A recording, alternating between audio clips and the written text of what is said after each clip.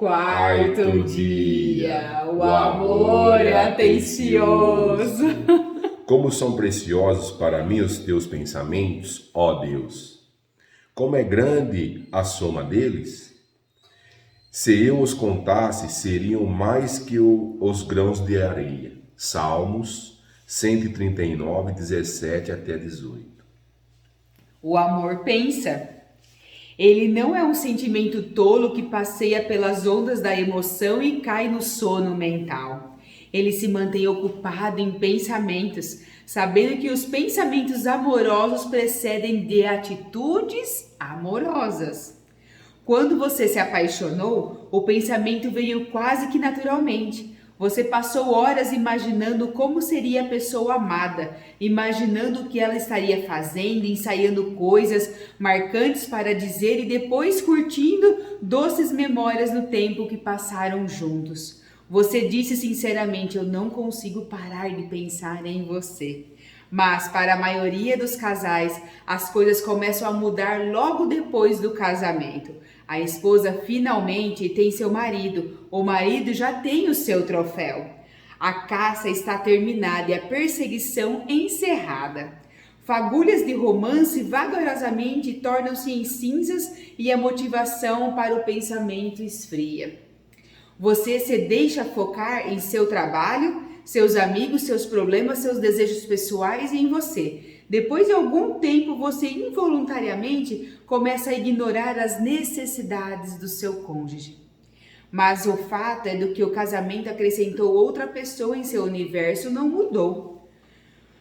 Então, se o seu pensamento não amadureceu o bastante para constantemente incluir essa pessoa, você pega sendo surpreendido ao invés de reflexivo. Hoje é seu aniversário? Por que tem que pedir sua opinião nessa decisão? Não entendo por que você se aborrece. Se você não aprender a ser reflexivo, acabará se arrependendo por ter perdido a oportunidade de demonstrar amor.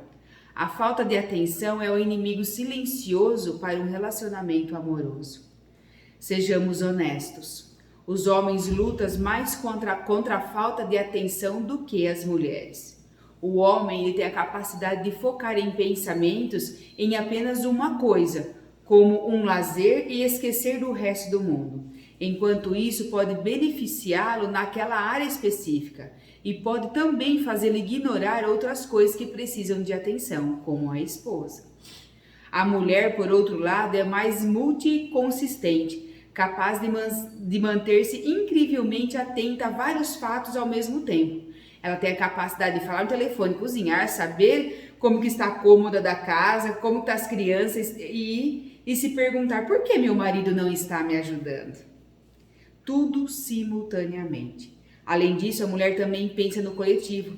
Quando ela se envolve em algum trabalho específico, fica a par de todas as pessoas que de alguma forma estão ligadas a ele. Essas duas tendências são exemplos de como Deus projetou as mulheres para completarem os seus maridos. Como Deus disse na criação: não é bom que um homem ande só. Farei para ele alguém que auxilie e corresponda. Gênesis 2:18. Porém, essas diferenças também são oportunidades para desentendimentos. Homens, por exemplo, tendem a pensar de forma objetiva e a dizer exatamente o que querem dizer. Não é preciso mais nada para compreender a mensagem. Suas palavras são mais literais e não devem ser analisadas além do efeito dito. Mas as mulheres falam e pensam na entrelinhas. Elas têm a tendência de fazer insinuações. Um homem precisa ouvir também o que está implícito se quiser obter o significado completo do que uma mulher diz. Se um casal não tem a compreensão um do outro, isso pode resultar em desentendimento sem fim. Ele ficará frustrado tentando entender por que ela fala em enigmas ao invés de falar de uma vez que quer. Ela fica frustrada tentando entender por que ele entender por que ele é tão desatento e não toma 2 mais 2 para compreender o que ela diz. Uma mulher deseja profundamente que seu marido seja atencioso e reflexivo. Essa é uma das chaves que ajuda a sentir-se amada. Falamos ontem, né, vida? Quando ela fala, o homem sábio ouve como um detetive para descobrir as necessidades e desejos implícitos em suas palavras. Contudo, se ela sempre tem de juntar as peças, ele perde a oportunidade de demonstrar que a ama. Isso também explica porque as mulheres ficam chateadas com seus maridos sem dizer a eles o porquê. Ela pensa, eu não deveria ter de explicar isso para ele. E ele precisa ser capaz de olhar a situação e entender o que está acontecendo aqui. Ao mesmo tempo, ele se sente mal porque não pode ler a mente dela e deseja saber por que está sendo punido por um crime que não sabia que havia cometido.